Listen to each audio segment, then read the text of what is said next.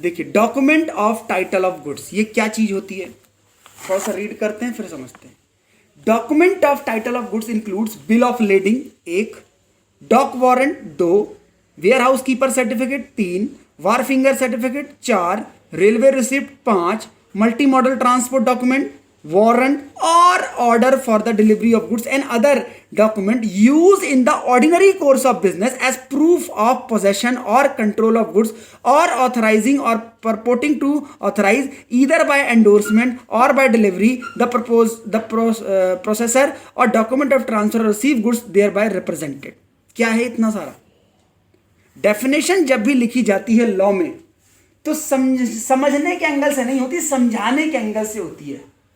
और ये bare act होता है, इसमें लिखा ना सेक्शन 2(4), मतलब लॉ जब लिखता है तो ऐसे लिखा जाता है लॉ कि सामने वाला तोड़ ना पाए, वरना क्या होता है लॉ में लॉ फूल निकल जाता है। लॉ फूल मतलब law makers are the law breakers, ये कहावत चलती है कोर्ट में। Law makers are the law breaker who know the law, who also know how to break the law, but the person who don't know the law then how he can break the law.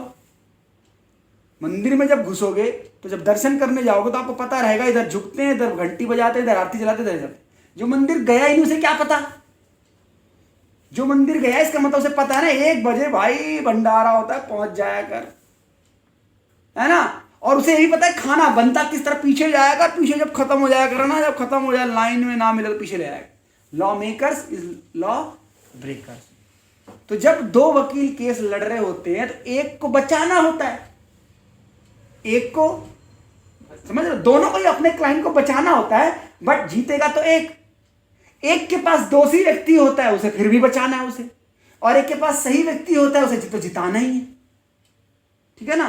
तो law ऐसे लिखा होता है कि तो जब आप पढ़े तो ऐसे पढ़े कि इसमें अच्छा ये भी जोड़ दिया गया, अच्छा ये भी जोड़ दिया गया, ये भी हटा दिया, इस तरीके से, ताकि वो लूप होल ना निकले। जैसे अब यहां पे बोला गया डॉक्यूमेंट ऑफ टाइटल क्या है, तो डॉक्यूमेंट ऑफ टाइटल एक ऐसी चीज है जिससे आप किसी को, जिसके माध्यम से किसी को गुड्स का पोजेशन या यूज का अधिकार दे देते हो, ये वो डॉक्यूमेंट है। जैसे आप रेल में यात्रा करते हो, टिकट मिलती है, पहले प्लेटफॉर्म से लेनी पड़ती थी, अब ऑनलाइन प्रिंट आउट निकल आता है। वो प्रिंट आउट क्या है?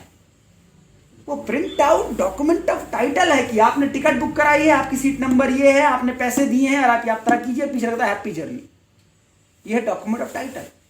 दूसरा एग्जांपल, जब ट्रक से सामान जा रहा है लुधियाना से कानपुर, तो ट्रक वाले को कुछ दोगे ना, भाई ये ले, कोई पकड़ ले तो बोल दियो फलाना आदमी का सामान लेके जा रहा हूं, फलाना स्टोर पर रखने, डॉक्यूमेंट ऑफ टाइटल।